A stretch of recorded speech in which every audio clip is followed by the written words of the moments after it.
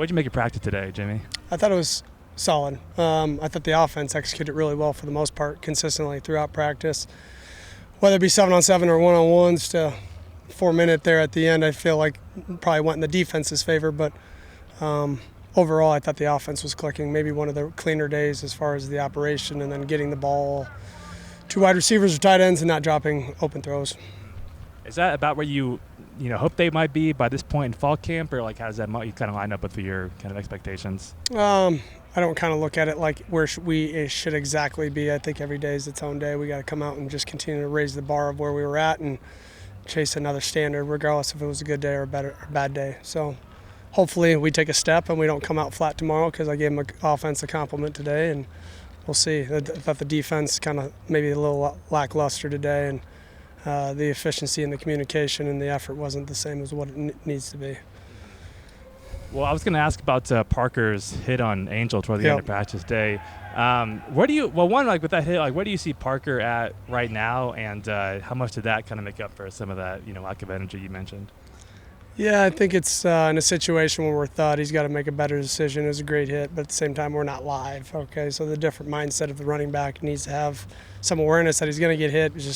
It's the same thing that happened a week ago where it led to a fight. So, great play, great call, great execution, but we got to take care of each other. We're only as good as our weakest parts. So, big thing is, we got to take a jump right now. Parker's done a great job of learning the defense, and he's rolling with the ones right now, and he's done a good job of executing, and he's one of our most physical players on defense. So, when you play with great effort and have physicality, you somehow always end up with an opportunity to make a difference on the team, and that he's done so far. Obviously, didn't see Angel in the spring, but obviously you're quite familiar with him. Just where have you even seen him in fall camp kind of grow his game and maybe see some steps that he's taken since last season? Probably his pass catching. That was maybe the one thing that he could have done on his own without being able to run in the spring. So feeling more comfortable on swing throws and basic looky type concepts to where he's running the angles and just becoming a better, more consistent pass catcher. How confident are you in his ability to be kind of the bell cow, the top guy, kind of what Mark Johnson, who I saw scored this weekend in the preseason, how much do you kind of have that confidence in him that he can step up and take that bigger role from what he had last season? Yeah, I'm really confident. Yeah, he could have had that role yesterday. We just happened to have an NFL running back ahead of him. And Mark Johnson could have been that. We just happened to have an NFL running back in Isaiah Davis. And Isaiah Davis could have been that. We just happened to have an NFL running back in Pierre Strong. And so when you have running back by committee, you're able to stay healthy and be great. And collectively, and it can't be a selfish attitude, or you can't have ego to it. And in that, you got to find the right kid that fits your program, that wants to be a part of something special, not just his stats. We obviously don't get to see a whole lot of look at special teams because a lot of it's done in the stadium when we're out here. Just what have you been able to kind of see, though, even if it's watching on tape, or when you've been able to kind of get a look of what the kicking game, the punting game, and some of the overall special teams game looks like? Yeah, I think Ryan Harris has improved drastically. We challenged him to be the one punter and improve on that. And so he, for one, has an unbelievable kickoff leg. I don't know how much practice he really needs at that. He can put it 9 yards deep into the end zone pretty consistently on kickoff. So we put his focus towards punt. He's improved drastically with his time ups. Regardless if I'm out here or not, I watch all the film and look at all the sheets that I get from the special teams coaches and check in on that constantly. Jack Stevens has grown. He's actually gotten quite a bit heavier. He's probably put on 25 pounds in a year from when we recruited him to being a full year into a college football program. And so he's improved quite a bit just as weight came and strength came, just his overall leg strength, but he's pretty consistent and he doesn't get in his own head. And that's maybe the thing that stands out about Jack. But the addition to Colton Peoples was huge. Just he's a really consistent long snapper with great timing, and I think both the other two, Sean Burris and Brunner, have improved themselves, and they've taken upon themselves with us taking a transfer to still compete for a spot. And so we're going to see how that shakes out with some of the short snapping and as we progress throughout the fall camp. But overall, I feel confident in what our specialists can do for us.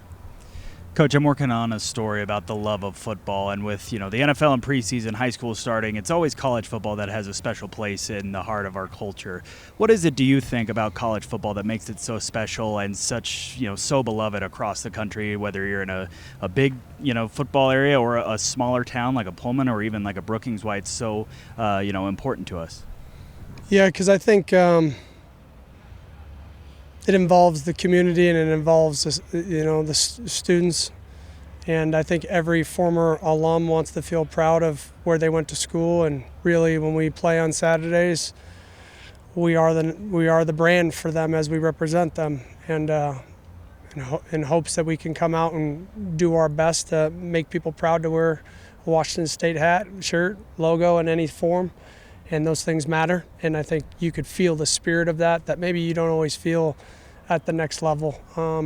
There's a sense of community in all of this, not just with the players together, the brotherhood that's in the locker room, but also the ability for us as a team to embrace a community like Pullman and be connected to them and make a difference. And I think the more we do that, the more the community will show up, but we need the students to show up and be a part of our success. Every player that's good wants to go to a place that cares about their university, to where there's an environment in which they grew up watching on TV. And so we need to assure that if we want to continue to grow as a university and as a football program here, we need to make sure that people show up and are diehards regardless of win-loss, because with all great programs, they show up regardless.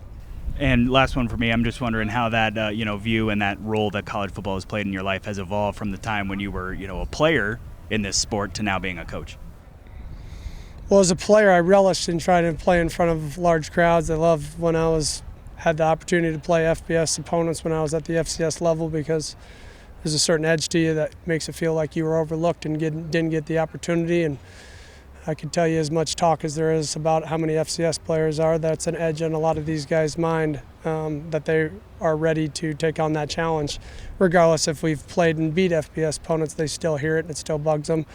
And so I don't mind that part. As a coach, I kind of block out all this stuff. It really means nothing to me. It's about how do I get the best out of the players and what's the next process in the day to win. I don't really get carried away in the hype, because as much as you guys will write about us when we're great and we feel the love, it will be just as bad when we lose. So I just take it for how it comes.